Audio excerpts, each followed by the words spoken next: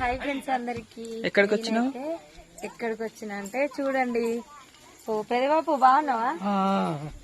ఇగో ఎవరో గుర్తుపట్టిరా, ఇగో పుల్లన్నయ్య వల్ల డాడీ అన్నమాట. ఇగో అక్క హాయ్. హాయ్ రా.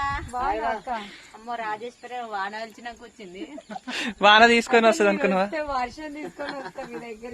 ఇప్పుడు ఎప్పుడైనా వాన ఫుల్ వస్తుంది కానీ చికెన్ వర్షం ఈ రోజే వస్తుంది. అది కాదు, చికెన్ ఆనందించాం.